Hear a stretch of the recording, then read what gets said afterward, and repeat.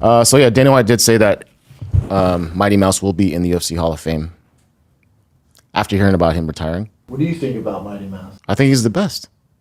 Ever? I think he's okay. I put him above John Jones because of the whole drug testing stuff. That's fair. I put him above Khabib. Good strength of schedule. Yes, exactly. Put him above GSP though? You know, honestly, I can't. I don't know. But I put him above John Jones. You know what he is? He's on your Mount Rushmore. Yeah, without a doubt. You got 4. GOAT stuff is Mount Rushmore. No way you have a Mount Rushmore and Mighty Mouse isn't on there. If he's not on there, you fucking stupid. And I think he has a loss against Henry Cejudo, and him probably fought twice, I think, but he has a loss. I think he actually won that fight. So to me, I think he's up there, 1 or 2. His only legit loss is Dominic Cruz. Did you know that? Way back in, yeah. Still lost a lot. Yeah. I know. Dana White, absolutely UFC Hall of Famer. No shit. But one championship, Chatri gave it to him that night. Like first inductee ever. First ever. One championship Hall of Fame. Like, holy shit, that's how it's done. Him this gold trophy. Yeah. I was like, oh, that's why he dressed up. You were there, so you heard his speech when he's thanking his wife and his kids, and his voice was cracking. But it was funny the way he was did like, it. I sound like a mouse. So funny. Because it was so funny when you hear it. It's like, yeah. And Matt Hume there, who those two did together. It was tough. It was touching, man. Everyone was teared up in that arena.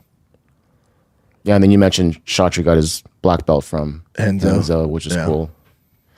So, Merab last time posted a picture of his cut, got some crap for it. And then this picture, people are saying that he didn't mention anything about this, but it looks like a staph infection. 100%. And this is like really close to, fight date. So yeah, you don't have to take oral antibiotics. And there was an article that said something like, this is the thing with Merab, because it's a double-edged sword, right? It's like, yeah, he's a wrestler, kind of boring, so it took him forever to get the title shot. So the way he combats that, same way Chael did, I've seen it happen a million times. You'll see fighters who have boring styles. Doesn't mean I don't like them. I'm saying to the casuals. You see, name the fighter, whether they're striking, insert whoever you want. I won't call out names right now, but you guys know. If they're boring, they're not finishers. So whether they have high volume at striking, or if they're just grapplers and they don't get finishes, but they're very dominant, and they're top 1 or 2 guys in the division.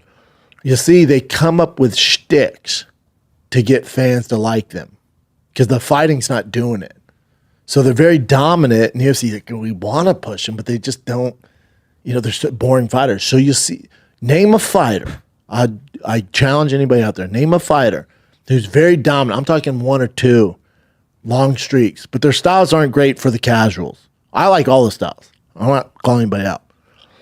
But maybe they're just grapplers like Merab, or they're high-volume strikers like a Strickland, or guys that they're not KO artists like an Alex Pierre. Alex doesn't speak English. He don't need to. His fighting style does for him. Colby, mouth finisher, high-volume guy, not the most exciting guy. Chael Sonnen wasn't the most exciting guy. They come up with these shticks to get the fans on their side. So they get these amounts of fans that go, oh, I love that guy. You don't love him for his fighting style. You want him to win. You love him for what he represents. So Colby's shtick was Trump, right? MAGA, all that crazy Trump shit. I'm a Trump guy, but Jesus Christ, that was too much for me, right? Mm-hmm. But that was his shtick. Whether you love him or hate him, you're tuning in to watch him lose or win. But his shtick was, I represent MAGA. I talk all this shit. But his fighting style wasn't fun, right? For Merab, we find out he's funny, he's a character, but he had to do that in order to get the fans on his side, in order to get a title shot. You'll see this all the time. Chael Sonnen is really the originator of all this. So all these guys with these styles, you see that the casuals don't lump onto because they're not kicking guys in the head or one-punch knockout guys. They come up with shticks. It's the blueprint of Chael Sonnen. It's always going to be a thing. They go, man, I got to do something. So you see Merab, someone on his team was like, we got to do something, man. But I'm winning. Not enough. You got to do something online. You got to do something, dude. So he comes up with this stuff. I think he's gone a little too far because now it's like, look at me, I cut my eye. You're like, whoa, dude, you're compromising your fight. Look at picture time. I got staph. All right, well, Dial it back a little, dude. You're a little drunk on the whole algorithm and all. You got to dial it back, bud. We don't need to see your stitches in your eye 2 weeks before the fight. That ain't good, dude. That ain't helping nobody out. The staff, now, listen. Is the cut gonna be an issue? Not really. It's fun for media and for fans. Like, oh, man, Merab's screwed. No, he's not. No, he's a fucking savage. Savage. Could it be an issue? Yeah. Chances, less than 1%. The cardio never, he's a cardio machine. The cardio is going to be there. But again, pay attention. Anybody with styles that aren't that exciting, there's a shtick to it. And it might not even be real. I guarantee if you ask Colby a few of Trump, like name your favorite policy Trump passed, or when he was in office, what were some of the laws or some of the stuff that he passed that you agree with? Couldn't tell you. But it works for him, right? It worked for him.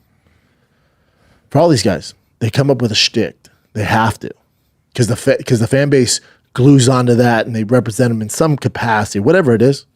They'll find something that they find common with a mass appeal, and those people love them. They defend them online, and then those same people that hate them talk shit about them online. But either way, they're talking. It's in the algorithm. When he has a fight, oh my God, our guy's fighting. Now it's our guy's fighting. That's what happens. It's a great business plan. You sell merch. You have the shtick. It's probably not even really you, It's what guys have to do. Well, just to close this out, he was in an interview with some podcast or something, and then the UFC doctor came in during the interview to check on that to make sure it was fine, and apparently it's fine. Yeah, I'm sure. But again, it's fun to talk about. Oh my God, Merab's compromised. No, he's not. He'll be fine.